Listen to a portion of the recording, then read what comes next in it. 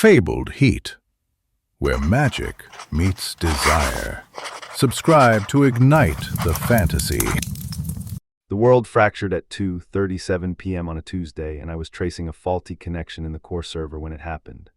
The scent of ozone and heated metal usually comforted me, a familiar aroma of controlled power. Today it felt ominous. One moment the familiar thrum of the server was a constant presence, a heartbeat in the sterile white room. The next, a suffocating silence. A silence that pressed against my eardrums, a physical weight that made my teeth ache.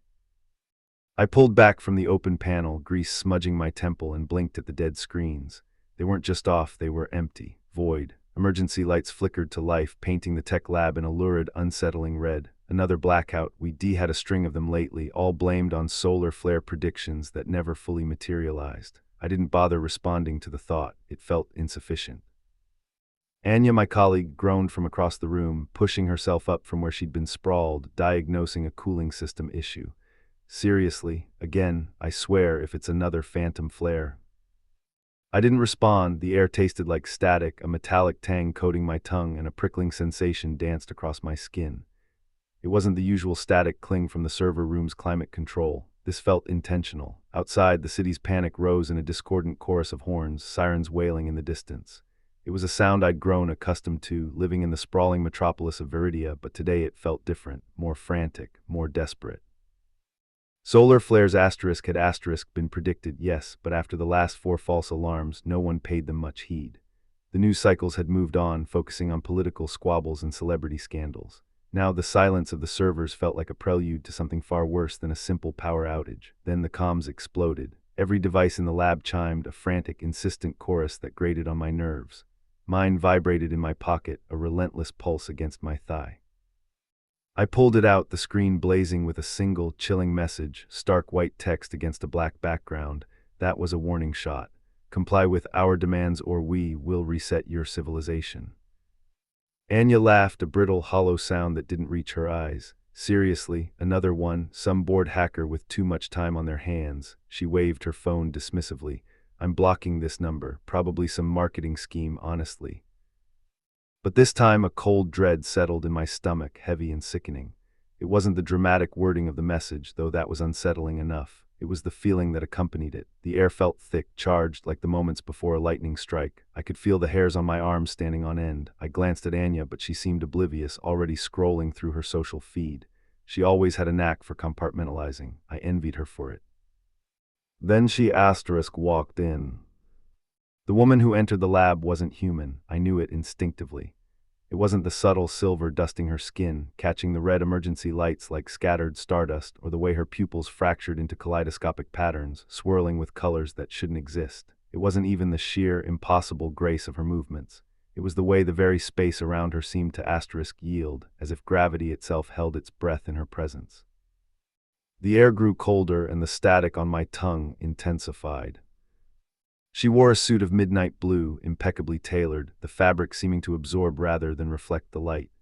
It clung to her form, hinting at a strength that was both elegant and terrifying. Her hair, a cascade of black that swallowed the light, moved as if underwater, flowing and shifting even though there was no breeze. It was hypnotic. I found myself unable to look away.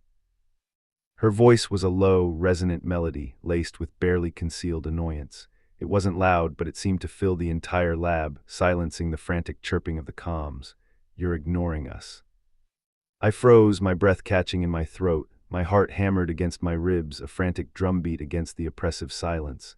I tried to speak, to offer some sort of explanation, but the words wouldn't come. My mouth felt dry, my tongue thick and clumsy. Anya scoffed, finally looking up from her phone. Look, lady, this isn't a good time. We're dealing with a potential system-wide failure. She attempted a dismissive wave, but her hand trembled slightly. Even she couldn't completely ignore the presence of this woman. I felt a pull, a magnetic force drawing my gaze back to her. It wasn't a physical sensation, not exactly. It was deeper than that, a resonance within my very core. A strange heat bloomed in my chest, a confusing mix of fear and something else, something dangerous, something alluring. My logical mind screamed at me to run, to warn someone, to do something. But my feet felt rooted to the floor, and my eyes remained locked on hers. She tilted her head, studying me with an intensity that felt like a physical touch. Her gaze seemed to penetrate my defenses, stripping away layers of carefully constructed composure. You, she said, her voice softer now, almost a whisper. You feel it, don't you, the shift? I swallowed hard, finally managing to force out a single word. Feel what? A faint smile touched her lips, a fleeting expression that didn't quite reach her eyes. The unraveling, the potential, the change. She took a step closer, and the air around me crackled with energy. You are more attuned than most, more sensitive. Anya, sensing the shift in focus, stepped forward, attempting to interject. Hey, back off, she doesn't know you. The woman didn't even glance at Anya. She simply raised a hand, and a wave of energy pulsed outward, freezing Anya in place, her expression one of stunned disbelief. It wasn't violent, not exactly. It was more like suspension, a temporary pause in reality. My breath hitched. This wasn't a hacker, this wasn't a prank, this was something else entirely, something ancient and powerful, and she was looking at me. Don't be afraid, she said, her voice a silken caress. I'm not here to harm you, not yet at least. I'm here to offer you a choice. She extended a hand towards me, her silver-dusted fingers beckoning, a chance to be part of something more.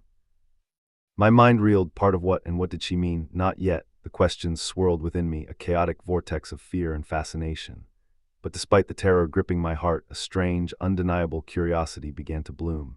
I found myself wanting to reach out, to take her hand, to discover the secrets hidden within those kaleidoscopic eyes. The world had fractured, and in the ruins she offered me a new beginning.